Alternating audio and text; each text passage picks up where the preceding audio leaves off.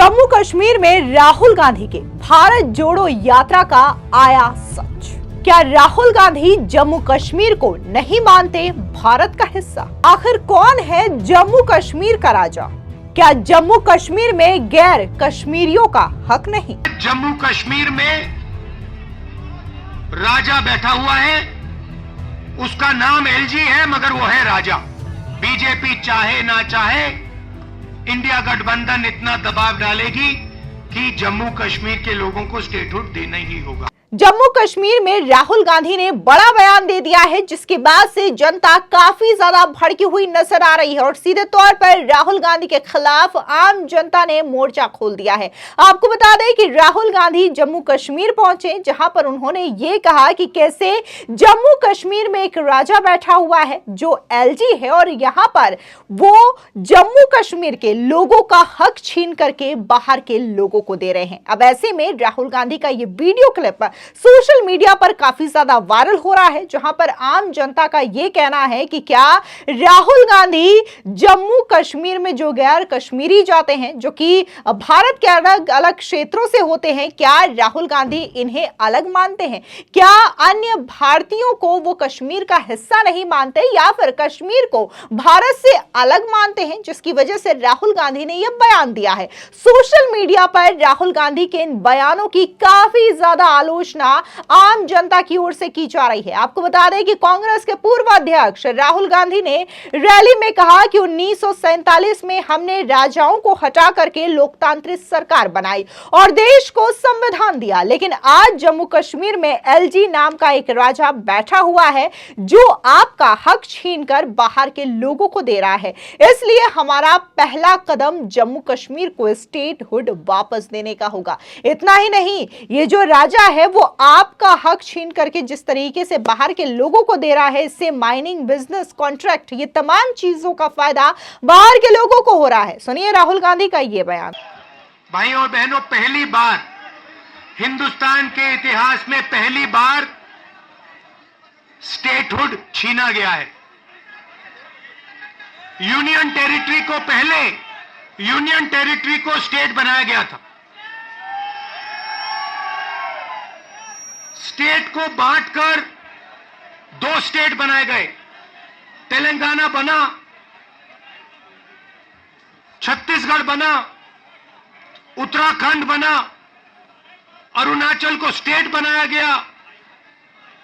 मगर पहली बार हिंदुस्तान के किसी स्टेट को रद्द करके लोगों का जो हक है वो छीना गया। पहली बार हुआ है। ऐसे हिंदुस्तान के इतिहास में, मॉडर्न इंडिया में यह काम पहले कभी नहीं किया गया है। तो सबसे पहले जम्मू कश्मीर को जो स्टेटहुड है वो वापस देना है, क्योंकि आपका सिर्फ स्टेट नहीं छीना गया, आपके अधिकार, आपका धन, सारा का सारा आपसे छीना जा रहा है। 1947 में हमने राजाओं को हटाकर लोकतांत्रिक सरकार बनाई। हमने देश को कॉन्स्टिट्यूशन दिया। आज जम्मू कश्मीर में राजा बैठा हुआ है, उसका नाम एलजी है, मगर वो है राजा। और जो आपका धन है आपसे छीना जा रहा है, बाहर के लोगों को दिया जा रहा है। चाहे वो आपके कॉन्ट्रैक्ट्स हो, सारा का सारा फायदा बाहर के लोगों को मिल रहा है और जम्मू कश्मीर के लोगों से छीना जा रहा है।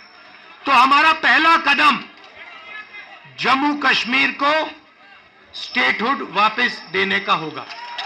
आपको बता दें सोशल मीडिया पर राहुल गांधी का एक क्लिप वायरल हो रहा है जिसमें तमाम लोगों की प्रतिक्रियाएं देखने को मिल रही है। इस बीच एक सोशल मीडिया यूजर ने राहुल गांधी के इसी वीडियो क्लिप को शेयर करते हुए ये कहा कि कांग्रेस पार्टी के जननायक कश्मीर में भारतीयों को बाहरी कह रहे हैं। सोरोस के कठपुतली राज्यों और केंद्र शासित प्रदेशों के बीच दरार पैदा करने का काम कर रहे हैं। इसके अलावा अन्य social media user Jitendra Pratap Singh की बात करें तो उन्होंने भी राहुल गांधी के इस बयान की आलोचना की है और यह कहा कि आज कश्मीर में राहुल गांधी ने दो बातें कही। इन्होंने कहा कि जब हम सत्ता में आएंगे तो जम्मू कश्मीर का पुराना स्टेटहुड स्टेटस बरकरार रख देंगे, यानी कि राहुल गांधी ये कहना चाहते हैं कि वो 370 फिर से लाएंगे। और दूसरी खतरनाक बात जो इस गद्दार देशद्रोही ने कही, आप कश्मीर के लोगों का पैसा छीनकर बाहरियों को दिया जा रहा है, यानी इसने शेष भारत के लोगों को बाहरी बता दिया। अब आप कल्पना करिए कि यह व्यक्ति कितना खतरनाक हो चुका है, सत्ता के लिए यह कितना बड़ा देशद्रोही बन चुका है।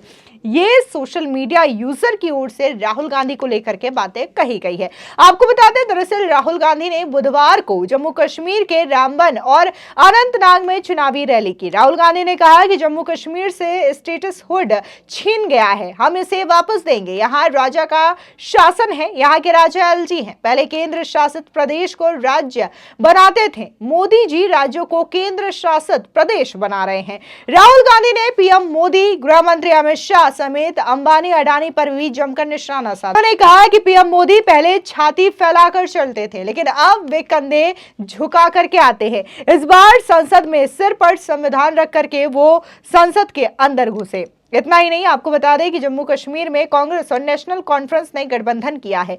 90 सीटों में से 51 सीटों पर नेशनल कॉन्फ्रेंस और 32 सीटों पर कांग्रेस चुनाव लड़ेगी। 5 सीटों पर फ्रेंडली फाइट होगी और 2 सीट सीपीआईएम और पैंथर्स पार्टी को मिली है। जम्मू कश्मीर चुनाव 18 सितंबर, 25 सितंबर और 1 अक्टूबर को 3 फेज में होने वाले हैं। कांग्रेस ने 40 स्टार प्रचारकों का नाम तय किया है। इसमें पार्टी के राष्ट्रीय अध्यक्ष मल्लिकार्जुन खड़गे, सोनिया गांधी और प्रियंका गांधी वाड्रा का नाम भी शामिल है।